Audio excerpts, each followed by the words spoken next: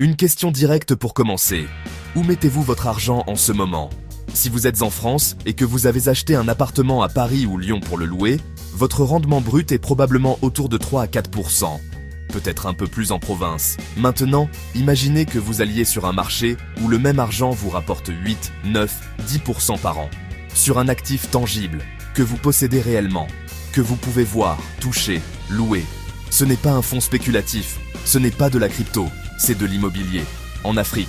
Et ces chiffres sont réels, confirmés par des opérateurs sérieux comme Residomia, présents depuis des années sur les marchés de Lomé, Dakar et Kigali. Aujourd'hui, je vous montre les 5 marchés africains où ces rendements existent vraiment.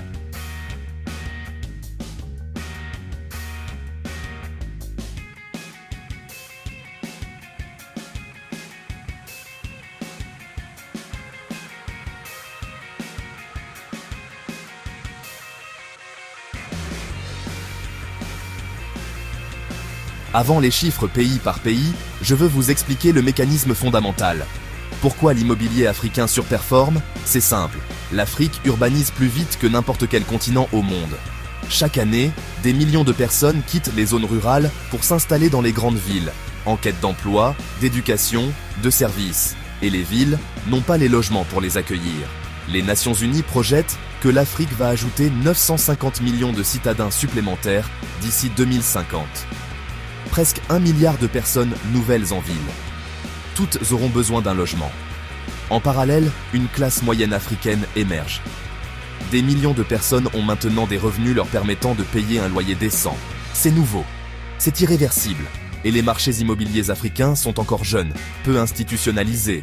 Pas de grands fonds d'investissement qui achètent des milliers d'appartements et compriment les rendements. L'investisseur individuel peut encore trouver de vraies affaires. Résultat, pénurie de logements de qualité, plus demande croissante, plus marché peu développé. Rendement élevé, c'est la loi des marchés.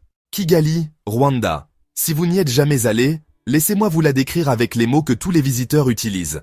La ville la plus propre que j'ai jamais vue en Afrique. On dirait Singapour, mais avec l'âme africaine. J'ai pris ma décision en 48 heures. Je m'installe ici. Kigali est une anomalie positive. Les sacs plastiques y sont interdits depuis 2008. Le dernier samedi de chaque mois, toute la population sort nettoyer sa rue. C'est l'Umuganda. Le résultat est visible à l'œil nu.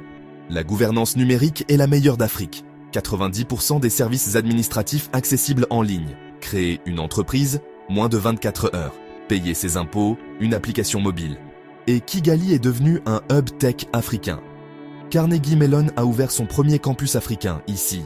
Des dizaines de startups, des organisations internationales, des ONG, environ 10 000 expatriés y résident en permanence, et tous cherchent un logement.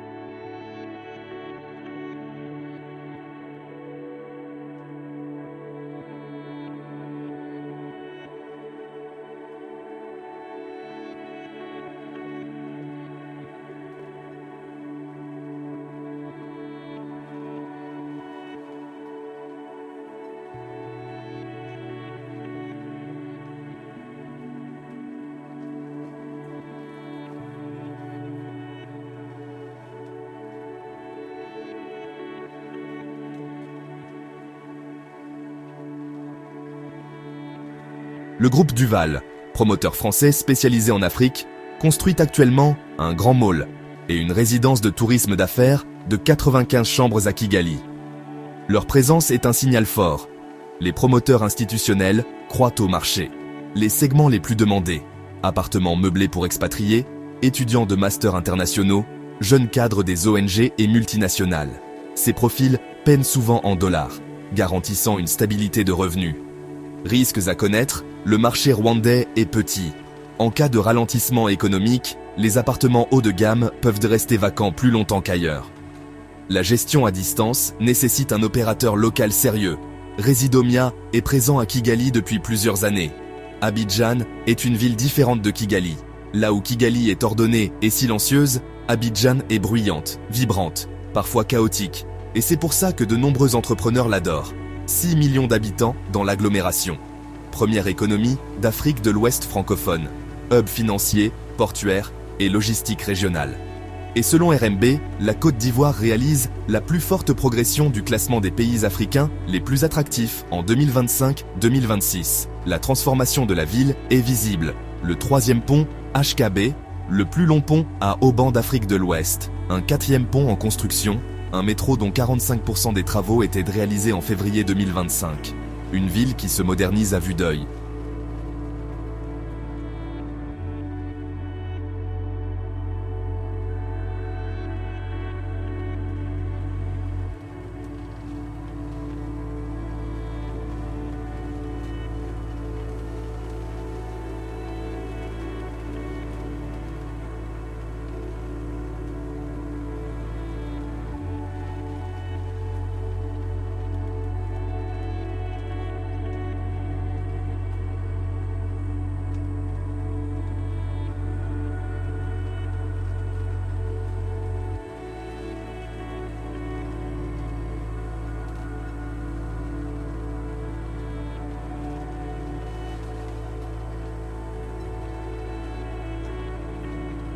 Zone stratégique numéro 1.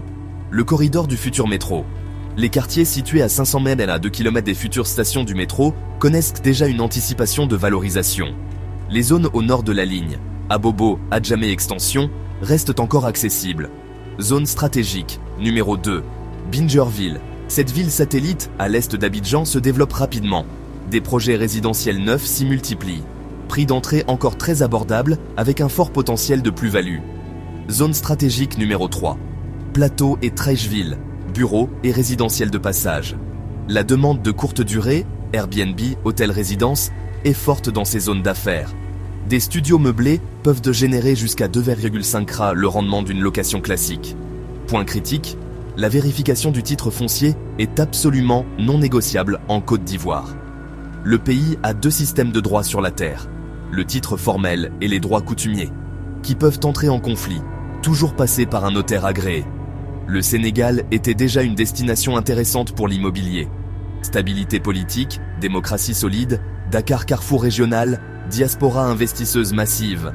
Mais en 2024-2025, une nouvelle dimension s'est ajoutée. Le Sénégal est devenu producteur de pétrole et de gaz.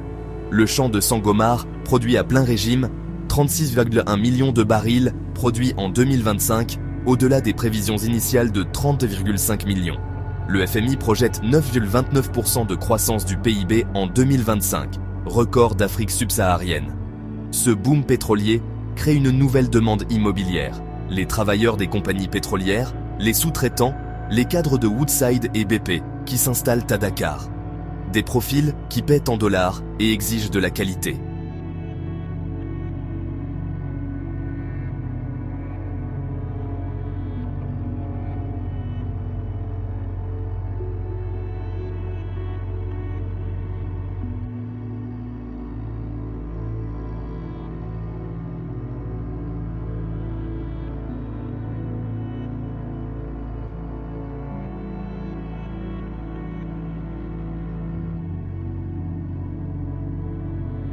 La grande opportunité 2026, Diamniadio.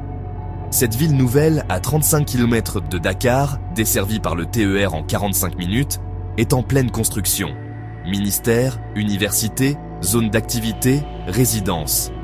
Les prix restent encore 30 à 40% inférieurs à Dakar Centre pour une accessibilité qui s'améliore chaque mois. Et la diaspora sénégalaise, plus d'1 million de Sénégalais à l'étranger, envoyant environ 10% du PIB national, est en train de découvrir massivement Diamniadio. Ce flux de capitaux est structurel. Conseil pratique, de nombreux promoteurs sénégalais proposant des paiements échelonnés sur 3 à 5 ans, ce qui permet d'investir avec un effort financier mensuel plutôt qu'un gros capital d'un coup.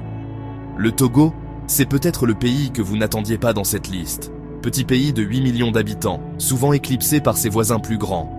Pourtant, selon Residomia, qui est physiquement présent à Lomé depuis plusieurs années, c'est l'un des marchés offrant les meilleurs rendements pour un niveau de risque modéré en Afrique de l'Ouest. La raison ? Lomé est le hub logistique de toute l'Afrique de l'Ouest. Son port est l'un des plus efficaces de la région. Des dizaines d'entreprises internationales ont leur siège régional ici.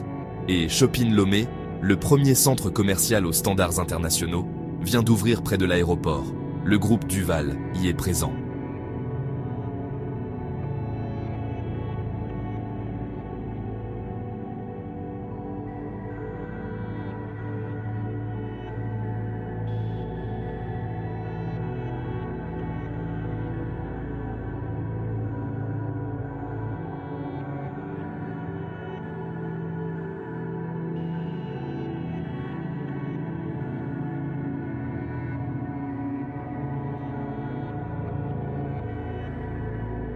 La grande opportunité togolaise, c'est précisément que peu d'investisseurs de la diaspora y regardent encore. La plupart regardent Dakar ou Abidjan. Le Togo est moins médiatisé. Résultat, les prix d'entrée sont encore 30 à 50% moins chers qu'à Abidjan pour des rendements comparables. C'est la définition d'un marché sous-évalué. Les zones à cibler, le quartier des ambassades, expatriés, diplomates, forte demande haut de gamme, Tokoin, jeunes professionnels et entreprises, et les zones autour du nouveau port, container en expansion. Risque principal, contexte politique moins ouvert que certains voisins. La stabilité institutionnelle est présente, mais c'est un facteur à surveiller sur le long terme. J'avais promis de garder le meilleur pour la fin. Et là, vraiment, les chiffres vont vous surprendre. Selon les études de CAF du patrimoine et plusieurs spécialistes de l'immobilier africain, Antananarivo, la capitale de Madagascar, affiche les rendements immobiliers les plus élevés d'Afrique, avec une moyenne autour de 13%.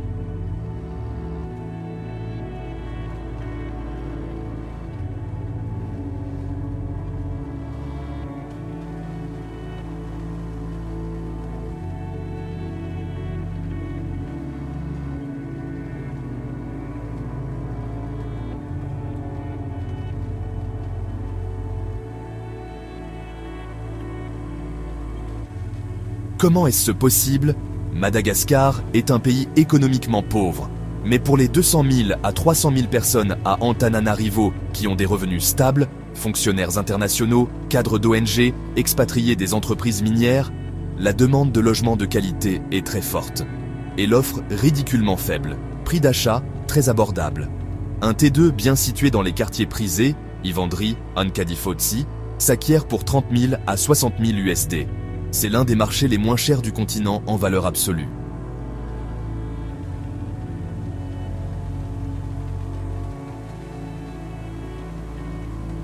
Madagascar présente des risques significatifs que je dois mentionner honnêtement. L'instabilité politique est historiquement un problème. Le pays a connu plusieurs crises politiques graves qui ont créé des périodes d'incertitude pour les investisseurs. Le cadre juridique est moins robuste qu'au Sénégal ou au Togo. Les procédures d'enregistrement sont complexes. La corruption dans certaines administrations locales est un défi réel. La gestion à distance est particulièrement challengeante. La connectivité est moins bonne qu'ailleurs. Trouver un gestionnaire locatif fiable est plus difficile. Conclusion, Madagascar offre le rendement le plus élevé, mais aussi le risque le plus élevé. À réserver aux investisseurs expérimentés avec une présence locale solide, dans un portefeuille déjà diversifié. Le processus que vous devez suivre sans exception. Étape 1. Définir votre objectif. Revenu locatif immédiat? Plus-value à 5 ans? Résidence de retraite? L'objectif détermine le type de bien, la zone et le pays. Étape 2. Choisir le marché selon votre profil risque-rendement. Sécurité maximale. Rwanda. Marché profond et dynamique. Côte d'Ivoire. Boom pétrolier. Sénégal. Rendement max possible, Madagascar, expérimenté seulement. Étape 3. Identifier un opérateur de confiance. Pas quelqu'un sur WhatsApp. Un professionnel licencié avec des références vérifiables. Des sociétés comme Residomia, Lomé, Dakar, Kigali sont spécialisées dans l'accompagnement de la diaspora. Étape 4. Vérification du titre foncier, non négociable. Avant de signer quoi que ce soit, un notaire ou avocat indépendant doit vérifier que le titre est propre, au nom du vendeur, sans litige, conforme aux règles d'urbanisme. Étape 5. Visiter si possible, même une seule fois. Une visite de 5 jours vaut plus que 100 photos. Si impossible, mandatez un représentant de confiance. Étape 6. Sécuriser la gestion locative avant l'achat. Avoir déjà un gestionnaire identifié et contractualisé. C'est ce qui fait la différence entre un investissement qui rapporte et un cauchemar. Étape 7. Déclarer fiscalement. Selon votre pays de résidence, les revenus locatifs africains peuvent être imposables. Consultez un fiscaliste avant d'investir. Ce que font les investisseurs qui perdent de l'argent. Piège 1. Acheter sur photo ou vidéo sans vérification physique. Des arnaqueurs vendent des biens qui n'existent pas ou qui ne leur appartiennent pas. Règle absolue. Vérification physique ou par représentant de confiance. Piège 2. Ignorer le titre foncier. Dans plusieurs pays africains, des terres sont vendues à la coutume, sans titre formel. Ces transactions sont risquées. Toujours exiger un titre foncier officiel. Piège 3. Sous-estimer les coûts cachés. Frais de notaire, 5 à 10%, taxes de mutation, frais d'agence, impôts fonciers annuels, charges de copropriété, coûts de maintenance. Calculez votre rendement net, pas brut. Piège 4. Investir sans gestionnaire local. Un appartement vide ne rapporte rien. Une mauvaise gestion crée des litiges. La gestion professionnelle n'est pas un luxe. Piège 5. Se laisser attirer par les prix les plus bas. Un prix anormalement bas signale presque toujours un problème, juridique, urbanistique ou de construction. Ce que nous avons vu aujourd'hui, l'immobilier africain offre des rendements de 7 à 13% bruts, 2 à 4 fois supérieurs aux marchés occidentaux matures. Ce différentiel existe parce que la demande croît structurellement plus vite que l'offre. Les 5 marchés à retenir, Rwanda, sécurité maximale, 8-10%, Côte d'Ivoire, marché profond, 7-10%, Sénégal, boom pétrolier, 7-9% plus, Togo, sous-évalué, 8-10%, Madagascar, rendement max, risque max, 13%. Investir en Afrique depuis la diaspora est possible, mais demande une rigueur absolue. Opérateur sérieux, titre propre, gestion locative professionnelle. La fenêtre d'opportunité est ouverte. Dans 5 ans, quand tout le monde regardera ces marchés, les prix auront monté. Ceux qui auront agi aujourd'hui auront l'avantage. Partagez cette vidéo avec votre entourage. Abonnez-vous à Investir 54. À très bientôt.